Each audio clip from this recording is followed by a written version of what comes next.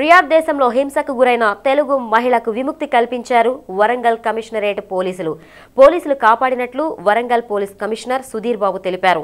Riyadh దేశంలో చిత్రహింసలకు గురైన మహిళ వివరాలను ఆయన వెల్లడించారు. ఈ నెల 7వ తేదీన వరంగల్ పోలీస్ కమిషనర్ వాట్సాప్ నంబర్కు ఈ వీడియో రాగానే స్పందించామన్నారు.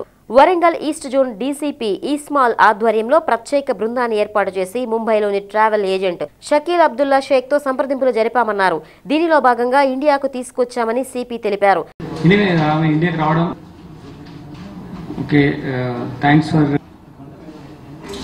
లాస్ట్ 2 years లో మీరు చాలా కోఆపరేటివ్ గా ఉన్నారు.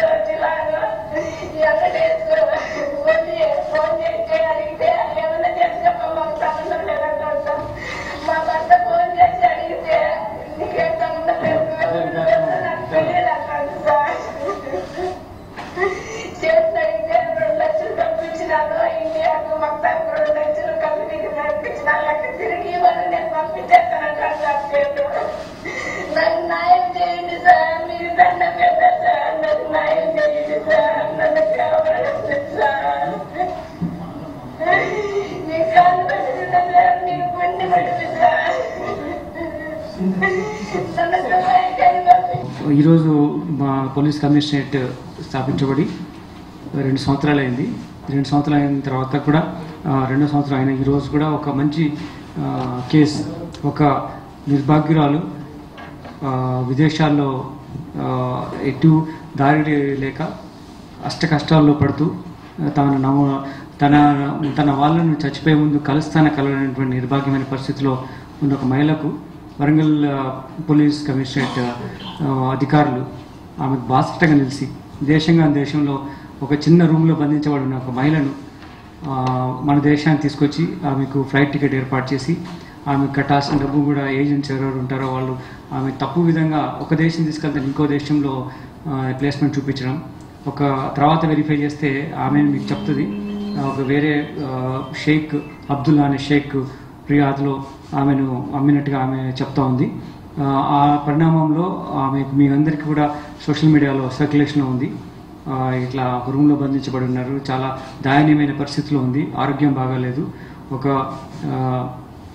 చిన్న రూమ్ బాత్రూంలో ఉన్నట్టు రూమ్లోనే బంధించబడినప్పుడు అక్కడ ఉన్న వాటర్, ఈవెన్ కమోడ్లో ఉన్న వాటర్నే తాగి ఆమె బతికింది అని చెప్తా ఉంది. ఆమెకు ఆరోగ్యం బాగాలేదు, ఆమెకు జబ్బులు ఉన్నాయని చెప్పేసి నోరు చుట్టూ కట్టి బంధించి ఉన్నారని ఆమె చెప్తా ఉంది. ఈ లేడీ పేరు సుబ్బలక్ష్మి, భర్త పెంచలయ్య, 40 సంవత్సరాలు, లక్ష్మీపురం, మాదారం, సిద్ధోర్ మండలం, కడప జిల్లా.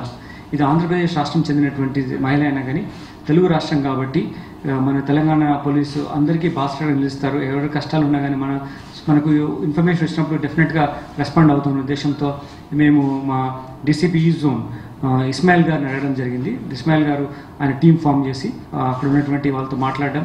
ఇప్పుడు దానివల్ల మాకు తెలిసిందంటే ఈ లేడీ 80,000 రూపాయలు పేమెంట్ చేసిన తర్వాత జిలాని వెంకటేష్ అండ్ వలి అనే ముగ్గురు ఏజెంట్స్ ఈమెను విదేశాలకు పంపడం జరిగింది. ఆమెకు ఒక దగ్గర ఉద్యోగం చూపిస్తా అని చెప్పి వేరే దేశంలో ఆమెను ప్లేస్మెంట్ చూపించడం జరిగింది. అక్కడ ఆరోగ్యం క్షీణించి ఆమె సఫర్ అవుతున్న టైంలో మేము ఈ తెలుసుకున్న తర్వాత మేము ఇన్వెస్టిగేషన్ స్టార్ట్ చేసినప్పుడు ఇతను షకీల్ అహ్మద్ అనే అతను ముంబై ఉన్నటువంటి ఒక ఏజెంట్ ద్వారా ఈ టోటల్ ట్రాన్సాక్షన్ జరిగింది తెలిసి ఆయనతో మాట్లాడి ఆయన ద్వారా ఈ లేడీని ఇండియాకి తెప్పించడం జరిగింది. మనకు 7th ఈవినింగ్ ఈ విషయం తెలిస్తే మనం ఇన్వెస్టిగేషన్ స్టార్ట్ చేసి మళ్ళీ ఆవిడ లొకేట్ చేసి అమ్మాయిని లొకేట్ చేసి ఆమె ఎక్కడుందో ఏ షేక్ దగ్గర ఉందో లొకేట్ చేసి ఆ ముంబై నుండి ఏజెంట్స్ కనుక్కొని మళ్ళీ వాళ్ళతో ద్వారా ఈ షేక్తో మాట్లాడించి అక్కడి నుంచి ఇండియాకు మనం నిన్న నైట్ తీసుకురాగలిగాం. 7వ తారీఖు సాయంత్రం తెలిస్తే 11వ తారీఖు నైట్ మనం ఇండియాలో ఇంక్లూడింగ్ జర్నీ టైమ్స్ మా ఇన్వెస్టిగేషన్ టైమ్స్ టోటల్ డీల్ ఆమె సఫర్ అయ్యేంత అంతా అర్థం చేసుకొని అవి ఎట్లా అన్ట్రావెల్ చేసి ఈమెకి ఎలా న్యాయం చేయాలనే ఉద్దేశంతో వరంగల్ పోలీస్ మరొకసారి నిరూపించుకుంది. మా ప్రాంతం కేసు కాకుండా మనకేమాత్రం కనెక్టెడ్ కేసు కాకుండా కానీ మానవత్వ ధోరణితో ఒక అన్యాయం ఎక్కడైనా జరిగినా సరే మా దృష్టికి వస్తే తప్పకుండా దాన్ని చర్య తీసుకుంటామనే ఒక మంచి మెసేజ్ మన తెలంగాణ రాష్ట్రం తరఫున మొత్తం అందరికీ ప్రపంచానికి తెలియజేయాలనే అవకాశం ఈ దాంట్లో వచ్చింది. ఈ ఇన్ఫర్మేషన్ మాకు వస్తున్న పాటు మన అర్బన్ కలెక్టర్ గారు కూడా ఈ వాట్సాప్ మెసేజ్ వచ్చింది. అర్బన్ కలెక్టర్ గారు కూడా ఈ మెసేజ్ నాకు ఫార్వర్డ్ చేయడం జరిగింది. ఈరోజు నేను ఏడుండి ఇందరి దగ్గర మాట్లాడుతున్నానంటే అది సార్ గారు పెట్టిన భిక్ష. నేను ప్రాణంతో ఉన్నానంటే అది సార్ గారి దయ. నేను ఎన్ని బాధలు పడినానో ఈరోజు ఏడ్చలేదు అని లేదు. నన్ను నాన్న కష్టాలు పెట్టి తీసుకుపోయి రూమ్లో పెట్టి బంధించేసి నోటికి గుడ్డ కట్టి నాతో ఎవరు మాట్లాడకుండా నా రూమ్లోకి ఎవరు రాకుండా నాకు అడిగినా కానీ మంచి నీళ్ళు ఇచ్చేవారు ఎవరే కానీ లేరు సార్.